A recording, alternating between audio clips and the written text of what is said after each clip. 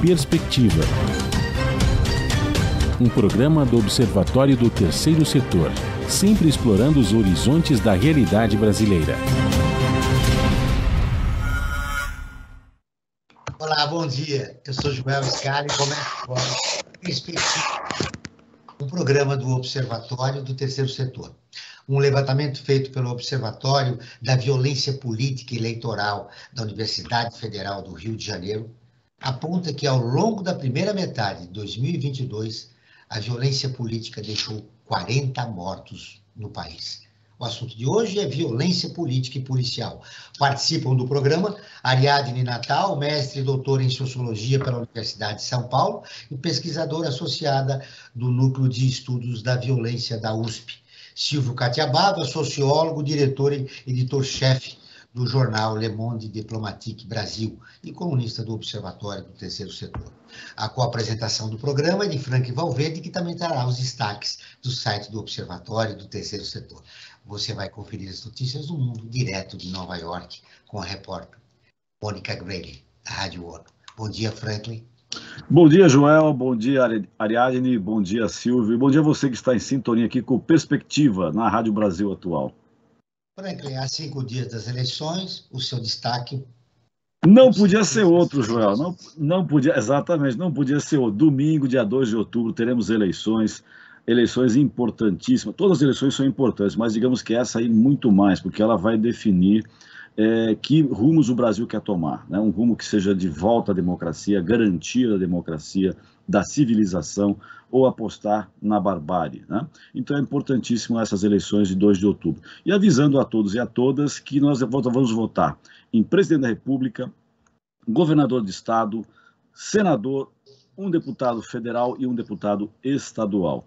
Analise a plataforma de todos os candidatos e candidatas e vote naquele que você acredita que pode construir um Brasil melhor para todos e todas. Acho que isso que é fundamental, Joel.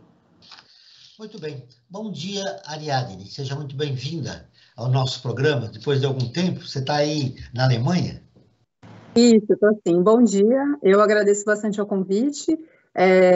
Hoje eu estou residindo na Alemanha. Eu sou pesquisadora de pós-doutorado do Peace Research Institute. E aqui já é boa tarde.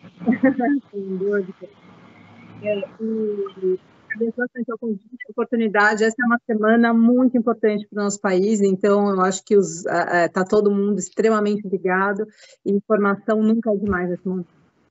Bom dia, Silvio. Seja bem-vindo novamente ao nosso programa. Bom dia, Joel. Bom dia, Franklin. Bom dia, Ariadne. É um prazer estar aqui mais uma vez. Vamos lá. Uma pesquisa do Datafolha apurou que 9% dos eleitores podem não votar nas eleições desse ano por medo de violência política. Eu queria um comentário seu, Ariadne. É um número expressivo. Quase 10% da população está com medo de votar nas próximas eleições que devem decidir o futuro do país.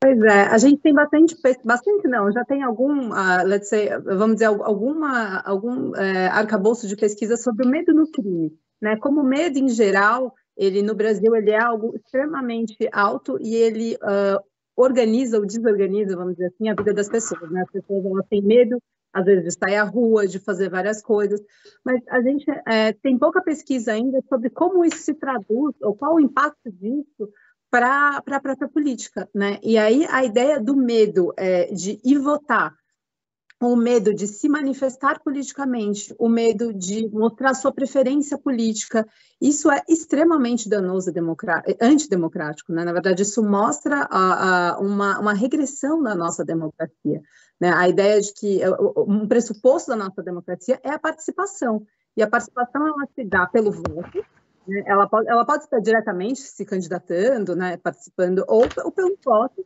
e pela expressão, né, pela manifestação.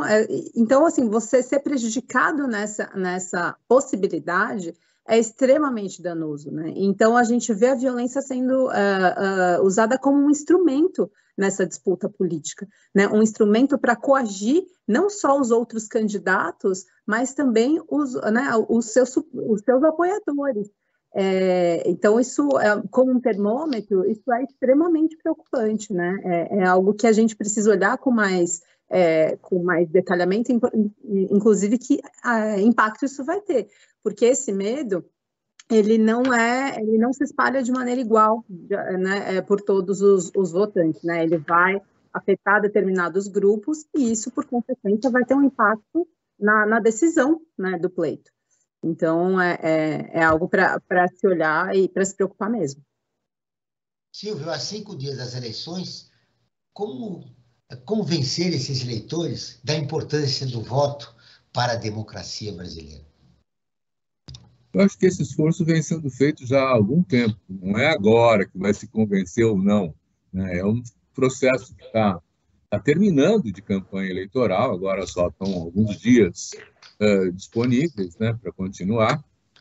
Mas eu fico impressionado com esses números, porque nós temos 156 milhões de votantes no Brasil, né? 10% dá 15 milhões, né? 15, 16 milhões de pessoas que, afinal, podem decidir uma eleição. Então, o medo também é uma tentativa de produzir a abstenção, de deixar o caso em casa, que eu não vou sair porque eu estou com medo. Da mesma maneira como hoje, por exemplo, alguém ostentar uma camiseta do Lula, uma camiseta do PT, está se expondo. Hoje em dia, há medo de se fazer isso na rua, porque o bolsonarismo tem atacado os petistas de uma maneira até não violenta. Há casos de assassinatos, há casos de tentativas de assassinatos, e a gente precisa dar uma analisada de onde vem esse ódio, né? O que é que gera esse ódio, né? E talvez a gente possa discutir isso aqui nessa sessão hoje, né? Você colocou, né? Você fez essa provocação. De onde vem esse ódio? Esse fenômeno do bolsonarismo, ele antecede o Bolsonaro, né? E a origem disso está onde, Ariadne, segundo teus estudos, né? Você falou que a população, parte da população, ou a população em geral, tem medo. De onde vem esse medo? Já que a gente tem 30% da população já propagando violência já há muito tempo, né? Sim, a gente, infelizmente, o Brasil é um país em que a violência é um resultado possível em diversos tipos de conflitos, né? Então, ela está sempre lá como uma possibilidade de ser acionada num conflito interpessoal, num conflito, na violência doméstica, muito comum. Então, ela é um recurso... É o conflito da desigualdade, né? Que é provocada pela desigualdade, essa violência também, né? E aí, numa situação de desigualdade, ela fica muito mais possível essa violência ser acionada quando você tem algum tipo de relação que é assimétrica de poder entre as partes envolvidas no conflito, né? Então, seja uma diferença racial, seja uma diferença econômica, seja diferença de gênero, toda vez que você tem uma assimetria de poder, né, aquele que está submetido nessa relação, ele tem muito mais chance de sofrer a violência física, né? Isso está na história da nossa sociedade, é a base da nossa sociedade. Então, da mesma forma, quando você está tratando de política, né, infelizmente, aí é uma política aí com P minúsculo, né, porque não é uma política que é pautada na democracia, quando você tem algum tipo de diferença, você trabalhar essa diferença na base da violência. E aí a coerção do outro, né, acaba sendo esse recurso para você garantir algum tipo de vantagem própria no teu objetivo político, né? Então, acionar um mecanismo que já é histórico nosso, da nossa sociedade, de resolução de conflito, mas de uma forma específica e direcionada, aí, nesse caso, para obter um tipo de resultado, um resultado político, né? Então, é extremamente preocupante, a gente vê que esses números aumentam em época de eleição, né, a gente vê pessoas que se candidatam, que geralmente é muito mais comum você ter, não é o meu principal área de estudo, violência política, mas em geral é mais comum a gente monitorar a violência contra candidatos, em época de eleição, violência, ameaças, e isso acontece mais nas eleições em nível municipal, porque aí é numa coisa um pouco mais paroquiana, e aí são os vereadores de cidade pequena, onde os poderes, na forma como os poderes estão organizados localmente. Agora, a gente está vendo isso numa escalada nacional, né? A gente está vendo o candidato a deputado, a senador, a presidente sofrer ameaça de violência física, né? Ou sofrendo deliberadamente. A gente vê apoiadores, e aí tem tem a questão, digamos, de uma racionalidade de coagir o outro, acionada ou combinada com o ódio, né? O ódio do outro que precisa ser eliminado. Então, não é mais uma eleição onde você tem adversários concorrentes. Concorrendo, você tem inimigo, e aí toda essa retórica que a gente vem sendo propalada nos últimos mais do que 4 anos, na verdade, né, já tem bem mais, de que o inimigo precisa ser combatido, né, e o inimigo precisa ser mais do que tudo eliminado, né, isso vai sendo apropriado, e aí, junto com a nossa tradição da violência física, isso é uma bomba, né, é algo extremamente preocupante e que nos coloca na situação que a gente está hoje. E para mostrar um pouco esse cenário que você acabou de falar, bolsonarista atira 3 vezes contra deputado do PT em Minas Gerais. O atentado ocorreu na cidade de Montes Claros e teve registro de outro episódio de violência política na última sexta-feira. Com esse cenário, Franklin, você acredita que a grande imprensa está cobrindo adequadamente a violência política? Olha, eu acho que ela cobre, sim, mas de uma forma ainda um pouco tímida, né? Eu acho que isso chega a ter um pouco mais explícito, né? Porque a partir do momento que não se tem, digamos, dado a dimensão da gravidade do que está acontecendo, você acaba como que naturalizando esses episódios de violência. Isso é muito grave, né? Porque acaba meio que avalizando que tudo bem, você pode fazer essas violências, porque, como disse a Ariadne, né, na colocação dela, né, você tem que eliminar o adversário, então você naturaliza esse tipo de coisa. E isso eu acho que é o grande item que agrava essa situação, né? Ela cobre sim, mas eu acho que cobre timidamente. Ela devia explicitar muito mais e colocar claramente o quanto que é grave esse tipo de atentado acontecendo no Brasil. Você concorda, Silvio? Eu concordo, mas eu acho que a gente tem que ampliar um pouco, vamos dizer assim, o horizonte dessa análise. Porque se ficar no caso, você tem a possibilidade de identificar a violência, mas você não sabe a origem dela e nem o que está motivando, né? Então, eu imagino assim, imagine se fosse um petista dando 3 tiros num carro de campanha do Bolsonaro. O que a imprensa estaria fazendo hoje, né? Estaria estampando em todas as primeiras páginas, olha só a violência do petismo e não sei o que tal. E a violência está no centro da discussão. Agora, eu acho que a gente tem que voltar para trás. Nós somos uma sociedade que viveu 300 anos de escravidão, né? Onde as pessoas eram amarradas num poste na praça e açoitadas porque estavam discordando ou tentando escapar daquela opressão, né? Essa visão escravagista, vamos dizer assim, ela está imputada na nossa cultura. E eu tenho a impressão que se a gente descontextualizar, olha, essa violência, ela perde o sentido. Então, nós temos que entender, por exemplo, que a sociedade profundamente desigual, que é a sociedade brasileira, onde a maioria está em insegurança alimentar, mais de 50% da população está em insegurança alimentar, ela é oprimida por um Estado, e aí o Foucault fala muito disso, né? Quer dizer, de um Estado opressor, né? Que garante o privilégio das minorias. Então, nós estamos falando de um mecanismo de intimidação, de um mecanismo de repressão que se justifica para manter privilégios. Aí, esses senhores brancos, mais velhos, ricos, oligárquicos que controlam a Câmara dos Deputados, por exemplo, não querem ver lá uma bancada negra, uma bancada indígena, uma bancada LGBTQI+, porque aquilo é domínio deles. Eles não querem discutir as demandas dos de baixo, eles não querem discutir os interesses das maiorias. E, para isso, eles se utilizam da violência, que é expressa também nas políticas de ação policial. Você veja o que acontece nas favelas, né? A polícia entra lá, mesmo quando o Supremo proibiu que fizesse isso durante o período, né? E mata gente impunemente, e depois os tribunais militares absolvem as pessoas. Isso aí é para impor o terror, para impor a violência, para impor o controle. O Mbembe fala em biopolítica nesse sentido, né? O Silvio falou de violência policial, Ariadne. Para cada policial morto, há 34 pessoas mortas por policiais no país, e que mostram os dados do monitor da violência. embora os números ainda sejam preocupantes, uma queda de 30% no número de pessoas mortas pela polícia em São Paulo de 2020 a 2021. Especialistas acreditam que um dos motivos para a queda dos números é a instalação de câmeras nos uniformes e tal, a melhor adequação de controle dos policiais. Mas ainda os números são muito altos. O que justifica essa violência policial, aliás? É justamente o que eu estou estudando agora, são os antecedentes, né? Quais são os preditores, como a gente chama, o que ajuda a gente a entender os nossos níveis de violência policial.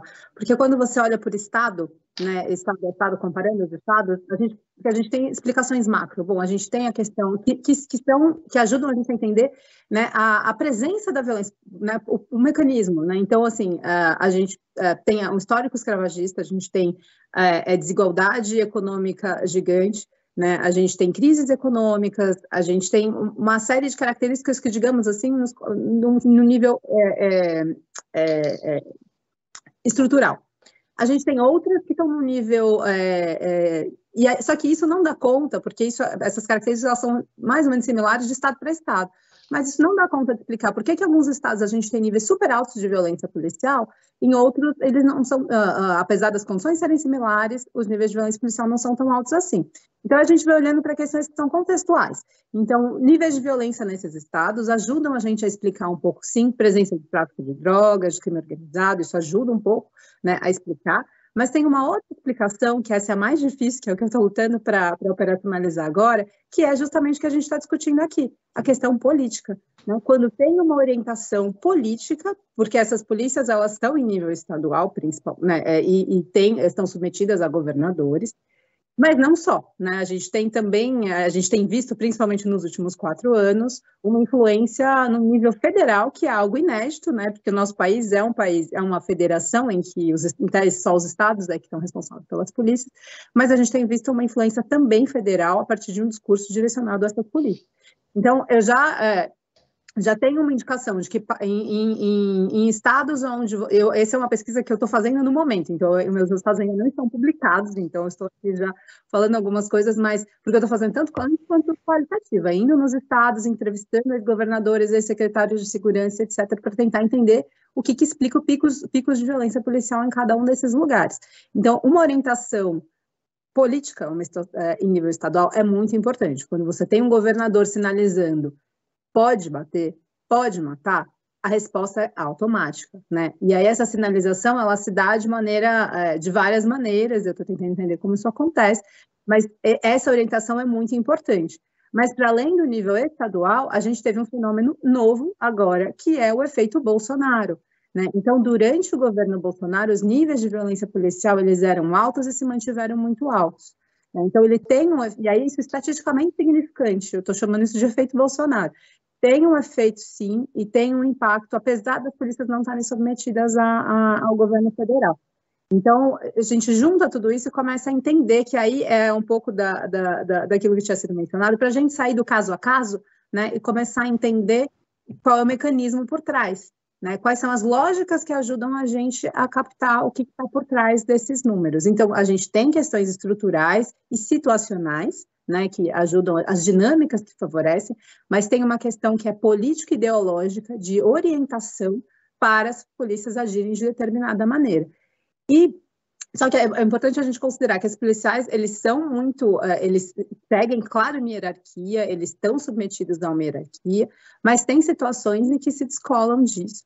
E aí eu vou dar só um exemplo aí que a gente viu acontecendo ontem, à tarde, em São Paulo, com o candidato a deputado federal Guilherme Boulos, estava panfletando na Paulista, e aí teve um conflito com um menor de idade, um rapaz que foi lá, estava claramente um procedimento padrão, tentar causar conflito, confusão, para gerar conteúdo e para ganhar fama, etc. E aí, nisso, teve um conflito, o rapaz chegou a ser afastado e nisso teve uma agressão, mas o candidato estava lá longe já, isso não é algo que ele fez. E aí o rapaz acusou o Guilherme Boulos, e aí a polícia foi tentar levar o Guilherme Boulos para o distrito policial.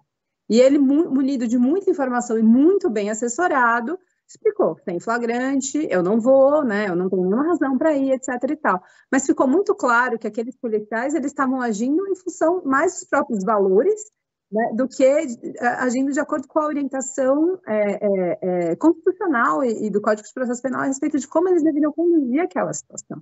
Então, a partir do momento que você tenha esse componente, né, essa influência política ideológica, isso é também muito complicado. Então, quando a gente fala de violência policial, geralmente a gente está falando da criminalidade comum, mas aí a gente começa a se preocupar também com a ação desses agentes quando eles estão influenciados, né, ou inseridos nesse jogo político, né? Então, isso traz para a gente uma camada a mais de preocupação sobre como essas pessoas vão reagir, como esses funcionários do Estado vão reagir em situações dessa natureza. Quando você tem um conflito entre partes políticas diferentes, eles podem tender a favorecer um dos lados, e isso é extremamente injusto, para dizer o mínimo. A chamada violência de Estado. Vamos agora ouvir a Rádio ONU, parceira de conteúdo do Observatório do Terceiro Setor, com a reportagem Relatores da ONU pede que o Brasil tenha eleições pacíficas. A Mônica Grayle, de Nova York, tem as informações. Um grupo de relatores de direitos humanos das Nações Unidas expressou preocupação com ataques a instituições democráticas, ao Poder Judiciário e ao sistema eleitoral no Brasil. Em comunicado, 8 especialistas, incluindo a relatora Irene Khan para o direito à liberdade de expressão e opinião, alertaram para intimidações, violência política e até ameaças de morte a mulheres e homens candidatos. Outros grupos alvejados pela violência são povos indígenas, afrodescendentes e LGBTIQ+. No comunicado, os relatores citaram agressões e incitação à violência por parte de simpatizantes de candidatos e até pelos próprios políticos. Outro problema é a campanha deliberada de desinformação e são os discursos de ódio. Para os especialistas, essas ações, além de tentativas de causar terror na população, impedem muitas pessoas de concorrerem a cargos eletivos. O impacto da violência sobre as mulheres e outras minorias também limita que elas se vejam representadas, causando um ciclo arrasador de exclusão. Os relatores da ONU citaram a campanha difamatória e os contínuos ataques a instituições democráticas, o Poder Judiciário e ao sistema eleitoral no Brasil, incluindo as urnas eletrônicas. Eles também exortaram as autoridades a garantir que a sociedade civil, defensores dos direitos humanos, observadores eleitorais e jornalistas possam conduzir o seu trabalho legítimo sem intimidações, ataques físicos ou represálias. Os relatores lembraram episódios de violência na política, como o assassinato da vereadora Marielle Franco, que até hoje não foi esclarecido. Ela foi morta a tiros ao lado do seu motorista Anderson Gomes quando saía de um evento com simpatizantes no Rio de Janeiro. Ainda durante a campanha de 2018, o atual presidente do país, Jair Bolsonaro, foi esfaqueado durante um comício em Juiz de Fora, Minas Gerais. E segundo a mídia local, esse ano, o candidato do PDT à presidência do país, Ciro Gomes, também foi atacado enquanto fazia campanha em Porto Alegre, no sul do Brasil. Da ONU News, em Nova York, Mônica Grayle. Continuamos com Perspectiva, um programa do Observatório do Terceiro Setor. Nós estamos falando sobre violência política e policial com Ariadne Natal e Silvio Catiabava. Franklin, agora nós vamos para a nossa enquete. O que os nossos seguidores votaram a respeito do tema do programa de hoje?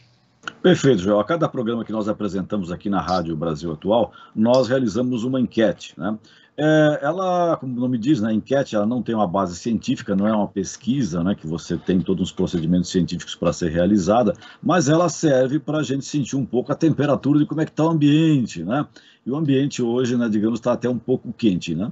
E até em função da nossa enquete que nós fizemos, dá para perceber isso tranquilamente. Nós perguntamos para o tema de hoje, né, violência política e policial. Você acha que a PM faz uso abusivo da força? E olha só o resultado, Joel, 92% das pessoas que se manifestaram nessa nossa enquete disseram que sim, que a PM faz uso abusivo da força. E frente a essa situação, né, frente a esse cenário que está colocado e até a nossa enquete, eu tenho uma questão para colocar aqui tanto para o Silvio como para a Ariadne, né? Nós temos duas polícias no Brasil, né? Pode-se dizer assim, a grosso modo, né? A polícia civil e a polícia militar. Tem também as guardas civis, enfim, mas não vamos entrar nesse departamento. Vamos ficar só nessa questão das polícias civil e militar, que é uma herança que vem ainda do tempo da ditadura de 64, tá? E eu quero colocar essa questão para discussão tanto do Silvio como da Ariadne.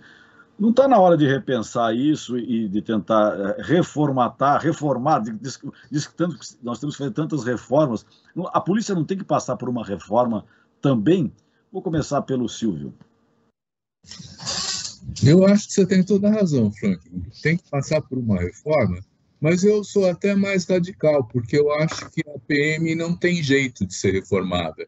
Ela precisa ser extinta. São mais de 500 mil homens distribuídos nos 27 estados e no Distrito Federal, né, que deveriam prestar contas aos governadores. Em alguma medida prestam, mas têm uma autonomia muito grande e às vezes agem contra as orientações dos governadores, né? E uma coisa que precisa ser investigada também é qual é a formação que eles têm dentro dos quartéis. Porque eu também não quero qualificar todo policial militar, né, de um arbitrário, violento e criminoso. Quer dizer, há policiais militares que não são assim. Mas a instituição se constitui de maneira, né, a se preparar para implantar o terror. Quando eles estão treinando dentro do BOPE, por exemplo, né, você tem umas canções que eles cantam, marchando, que é assim, nós vamos subir o morro e nós vamos abater os criminosos. Quer dizer, eles estão se preparando já dentro do quartel, né, para essa destruição, para essa violência, para o crime, né?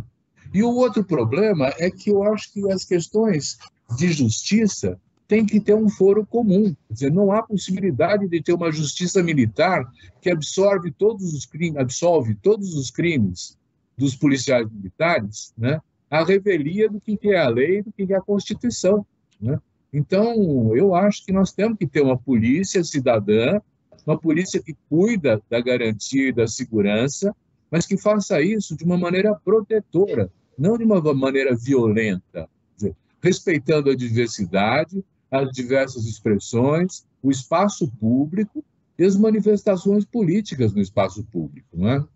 Perfeito. Inclusive, até acrescentando a informação que foi dada pela Ariadne, né, com relação ao candidato a deputado federal, o Guilherme Boulos, ontem, né, o grupo de policiais que queriam levá-lo para a delegacia, né, insistiu em levá-lo e ele argumentou, olha, não é flagrante, então você não pode me prender porque eu não agredi ninguém, a primeira questão. E, além disso, também não tem como. E há um desconhecimento até ou, digamos, o proposital ou não, que não poderiam levá-lo se não fosse flagrante. Tá? Posso acrescentar uma coisa, Francis? Diga. Que não está mencionado ainda? Quer dizer, isso aí foi uma armação do MBL com a PM. Exatamente. Era menor de idade, então ele foi posto na frente, né, para criar a celeuma, e ele foi provocar, né, o grupo do Boulos com uma PM já articulada para fazer isso, que ela tentou fazer. E mais, a PM não o levou. Se não o levou, né, quer dizer, não implica que não poderia ter levado, né, a força, porque sabia de antemão que não poderia levá-lo. Tem essa questão, eles não poderiam levá-lo. Era para causar mesmo, né? Então, e essa coisa que eu vejo, que acho que é importante para a discussão do programa de hoje, que é violência política e policial, que a palavra até não seria muito adequada, mas há uma certa contaminação ideológica do aparato policial, de uma ideologia extremamente reacionária, nem conservadora, reacionária, que acaba favorecendo hoje um determinado grupo político que está no poder.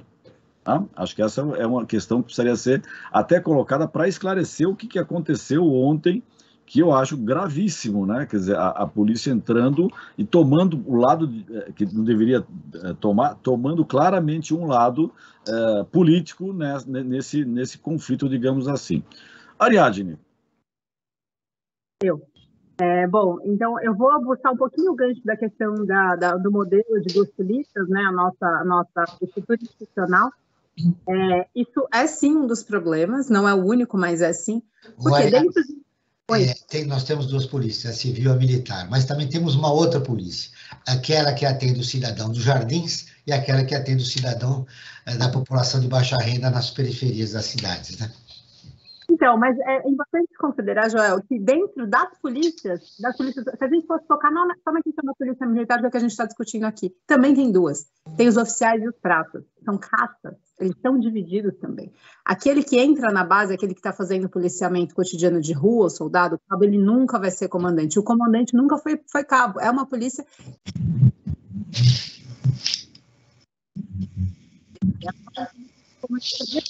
Ariadne, deu um pico na nossa comunicação, queria que você retomasse o teu raciocínio, por favor. Sim.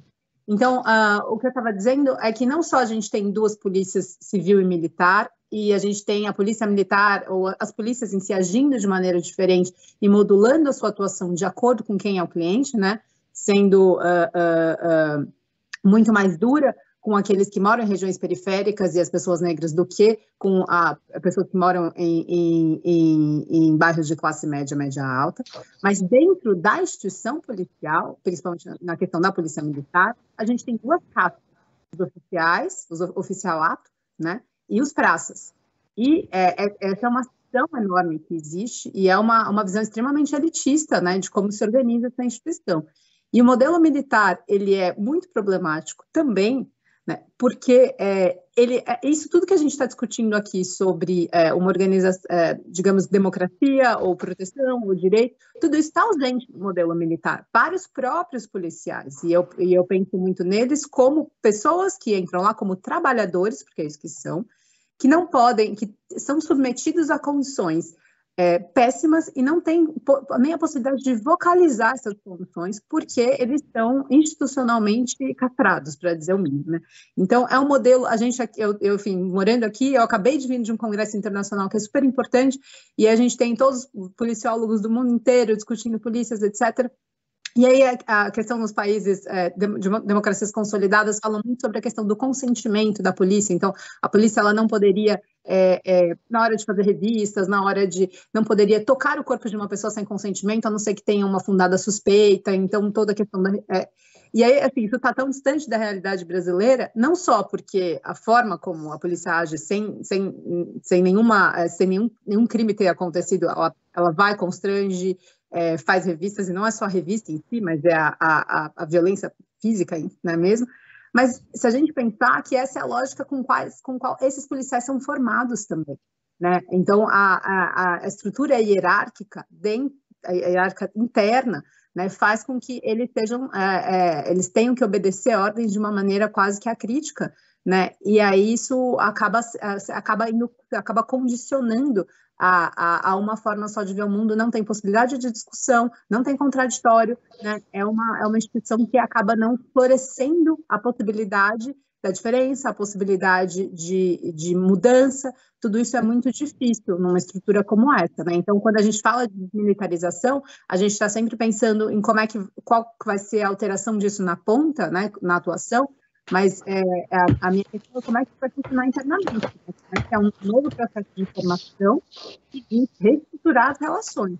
Isso, assim, eu vou dizer, infelizmente, está muito na nossa realidade, né? A gente ainda não tem espaço para discutir isso de maneira para avançar nessa direção, porque isso seria mexer, inclusive, com privilégios, né? Quando você tem uma estrutura de praças e oficiais, né, você desmontaria essa estrutura, como é que seria isso e tal. Então, a ideia de que quem está no topo um dia já esteve na base, né? Isso não existe nas polícias militares hoje. A forma como elas se organizam não é dessa natureza. É uma organização de uma hierarquia da desigualdade. Acho que até a formação deles, né? A formação é diferente, né? Bom, segundo o Silvio, nós precisamos de outra polícia. Segundo você, é possível reventar a PM ou não temos que criar uma outra polícia?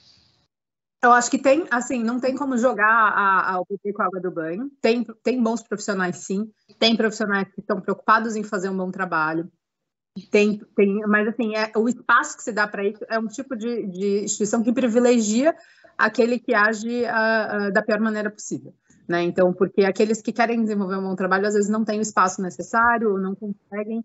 As relações institucionais, eles são muito importantes. Então, eu acho que eu acredito na possibilidade de reforma, sim, porque eu nem vejo como começar do zero, assim, num país das nossas dimensões, com o nosso grau de problemas, a gente vai ter que construir isso tijolinho por tijolinho, assim. Então, vai ser um desafio de gerações, né, essa mudança. A gente começa a ver, aí com relação especificamente à questão da violência policial, você mencionou lá atrás o uso das câmeras corporais, né, que é uma inovação tecnológica, mas com um impacto gigante na forma de atuação, e que eu não questiono o impacto, de fato, em São Paulo a gente já está vendo um decréscimo nos níveis de letalidade policial, também em função das câmeras corporais. Mas é a gente esperar que um equipamento tecnológico faça a mudança de fora para dentro, né, é muito complicado. Então, bom, a gente está monitorando a atuação na ponta, mas e tudo o que faz, né? Não se trabalha com a conscientização, né? Acho que essa é uma questão, né? Não se trabalha com a conscientização do policial, né? E sim com o medo dele ser reprimido pelos atos que ele praticou, né? Você está lidando com isso como se esse fosse um problema apenas um policial na ponta, né? E não é, né? A gente tem uma estrutura que leva a isso, a gente tem uma orientação ideológica, a gente tem um modelo, a gente tem uma cultura policial, uma subcultura policial que vai levar a isso. Então, só você colocar algo lá na ponta e tentar, a partir digamos, do fim para o começo, não é o suficiente, né? A gente precisa mudar a estrutura que forma esse policial e que não só a formação do curso de formação, mas é uma estrutura institucional mesmo e ideológica que leva a isso, né? Você citou as câmeras, né, que acompanham os policiais, para ver como as PMs de todo o país estão deslocadas da realidade, elas não têm evitado as agressões e mortes em relação ao cidadão comum lá no Rio de Janeiro, né? Embora com as câmeras eles continuam as agressões e o sequestro de pessoas lá no Rio. Você está acompanhando o Perspectiva, um programa do Observatório do Terceiro Setor, onde está falando sobre violência política e policial com a Ariane Natal e o Silvio Catiabarra. Agora sim, vamos conversar com o Frank a respeito de como você pode ficar informado sobre projetos, causas sociais e direitos humanos. É simples, Joel. Seguindo o Observatório do Terceiro Setor nas redes sociais e lá acompanhando informações do Brasil e do mundo. No Instagram, @Observatório 3 Setor. No facebook.com/Observatório 3 Setor. Nos dois casos, o 3 é em numeral. E os nossos programas de rádio, como esse que nós estamos fazendo aqui agora, estão disponíveis no canal do Observatório no YouTube. Lá você também encontra entrevistas e quadros como Você Sabia e Você Conhece, que mostram aspectos ignorados da história e refletem sobre a nossa sociedade. Basta você buscar por Observatório 3, em numeral, Setor. E lá você vai encontrar toda essa informação de qualidade. Voltamos à violência política. Nas últimas semanas foram registrados diversos casos de violência política. Um homem foi morto a facadas no Mato Grosso, outro levou um tiro na perna dentro de uma congregação e até mesmo um candidato a vereador levou um soco, além desta tentativa de assassinato desse deputado do PT lá em Minas Gerais, que eu me referi no bloco anterior. Bom, essa violência toda, Silvio, como nós vamos caminhar nos próximos 5 dias para que a gente tenha uma eleição razoável e possamos consagrar o que resta da nossa democracia? Eu acho que é enfrentando democraticamente essa violência, porque não há outra maneira de poder passar esses 5 dias até as eleições. Vai haver mais manifestações de radicalismo. O bolsonarismo está no canto nesse sentido, porque as pesquisas estão demonstrando que as chances de vitória são mínimas, né? Talvez até a eleição se conclua para presidente no primeiro turno, né? O que seria muito bom para a paz e tranquilidade de todo brasileiro, né? Mas nós podemos esperar que haja mais, porque, veja bem, qual é o argumento para defender o Bolsonaro? É muito difícil ter esse argumento do ponto de vista da política pública, de uma ação do Estado voltada para erradicar a desigualdade e a pobreza, enfim, quer dizer, para atender às necessidades das maiorias. E eles reforçam, se você se lembra, o presidente falava dos negros falando de arrobas, né? É algo extremamente ofensivo. E essa violência verbal, ela também tem sua razão de ser. É para recolocar a diferença entre o branco macho alfa, que ele se identifica que ele acha que é imbrochável e que está nessa categoria superior e discriminar negros, indígenas, pobres, periferia, como mulheres. Se fossem todos... Oi? Mulheres. Mulheres, claro, né? Quer dizer, aliás, ele deu uma fraquejada quando ele teve a filha dele, né? Porque os outros todos eram homens, né? Então, lamento essa frase ele dele, está fazendo né, um esforço nesse último momento de campanha eleitoral de dizer que não, que ele valoriza as mulheres e tal, mas já não convence mais ninguém, né? Então, a pergunta é, qual é a razão para tentar criar a diferença dele, branco, de idade, que agora ficou rico, né? Depois de 51 imóveis comprados com dinheiro vivo, né? E os demais? Os demais têm que se submeter à vontade dele, têm que se submeter à lógica dos privilégios das elites. E, para isso, eles precisam ser, os demais, criminalizados. Então, é justo a polícia entrar e matar gente na favela, né? É justo fazer todas as discriminações com os negros, é justo que as mulheres não sejam reconhecidas nos seus direitos. Veja só o financiamento das campanhas eleitorais. As mulheres não recebem os mesmos valores que os homens em quase todos os partidos. Eu acho que aí não há nenhuma discriminação a fazer, né? Então, a tônica é manter os privilégios usando da violência. Eu entendo assim. Ariadne, na pandemia as mulheres foram as principais vítimas em relação ao mercado de trabalho, as agressões que sofreram. Nessas eleições, você acha que as mulheres poderão fazer a diferença?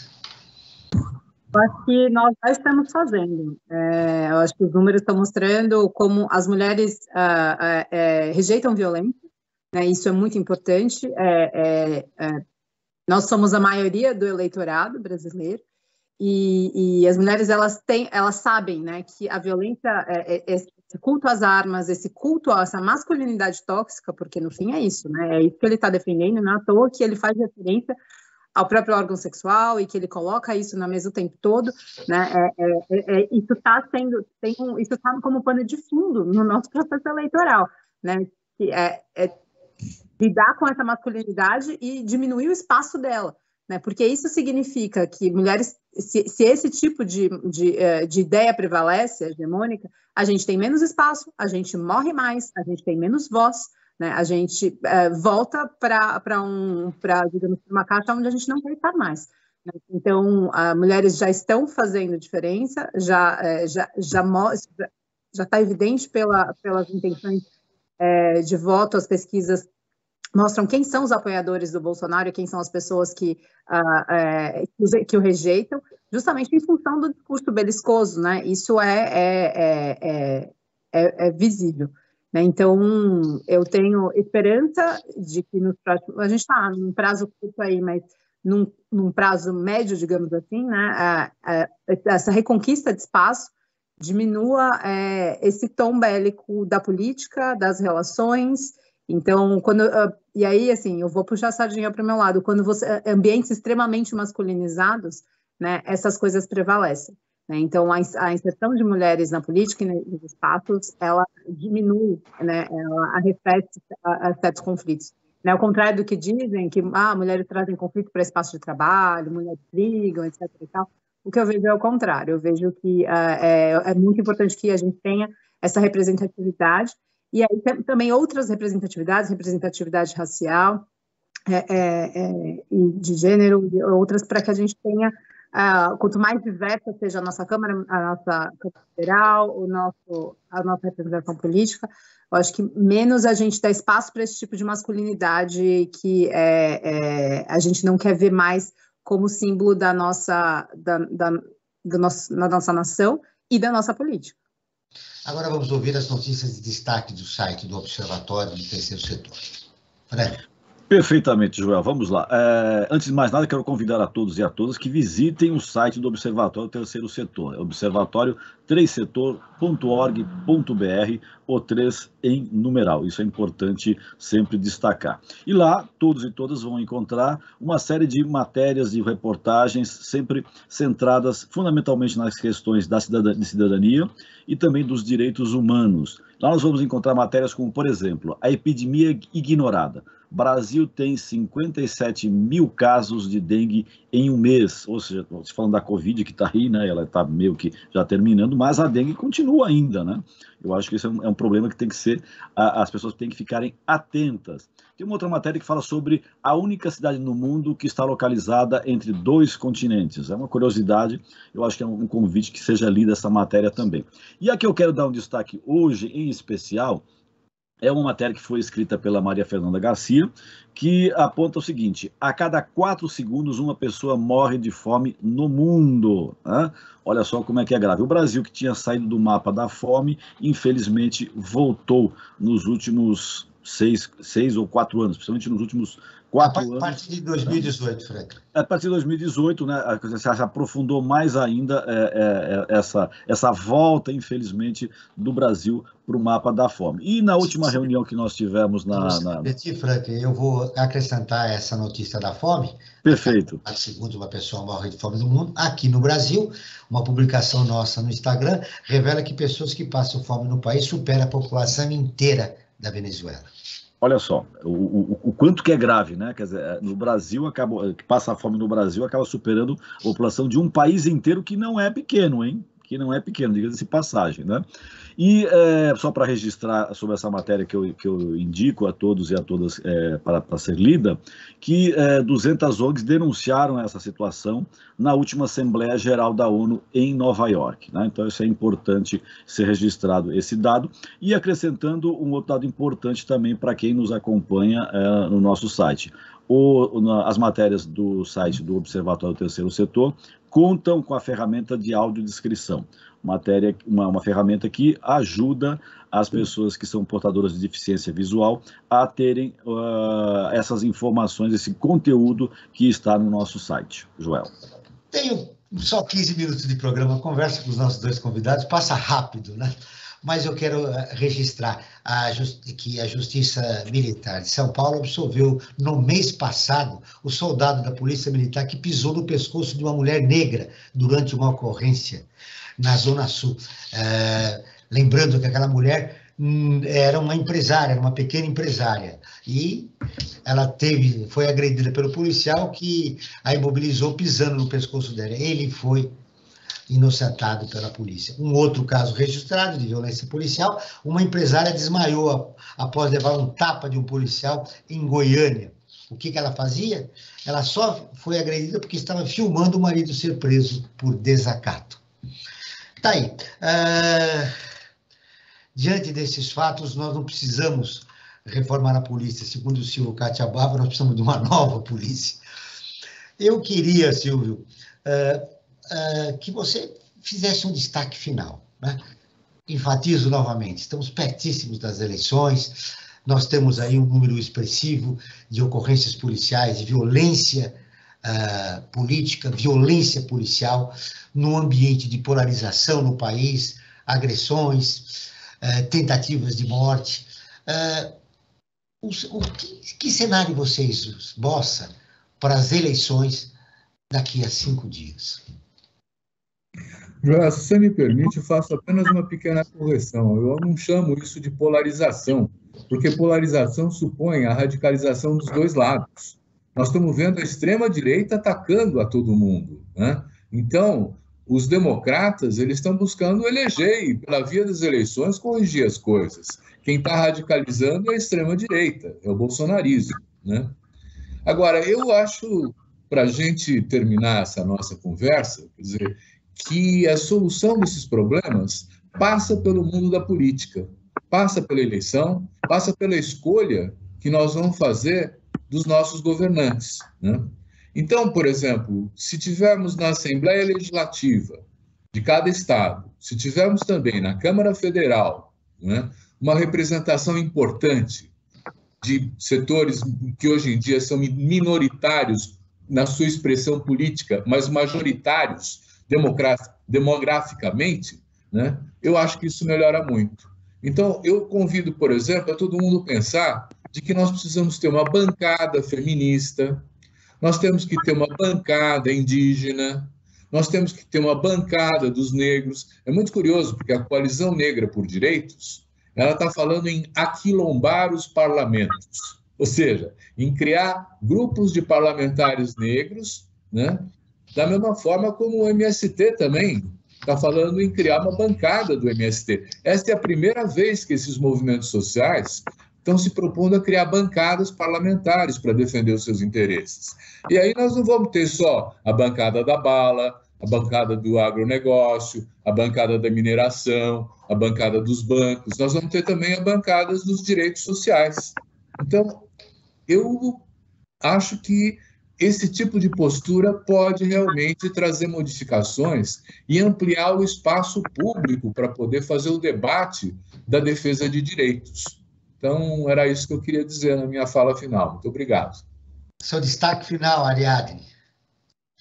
Bom, não tem como fugir do tema das eleições, né? São 5 dias para o primeiro turno, mas a primeira coisa que eu queria lembrar, a gente está, acho que, com uma visão otimista, né, de conseguir começar a reverter o dano, e não é pequeno, né, que tem sido causado. Então, é fundamental que as pessoas, na hora de votar, considerem e não prestem atenção nos votos também para deputado estadual e federal, porque a gente só consegue fazer qualquer coisa, né, se a gente tiver apoio, né, dessas bancadas e a formação de uma maioria. Eu acho que vai ser difícil, mas minimamente que a gente tenha um apoio parlamentar nas diversas câmaras e que as vozes estejam lá. Então, votem mulheres, votem pessoas negras, votem de acordo com afinidades político-sociais, e não só no candidato que alguém conhece, etc. e tal.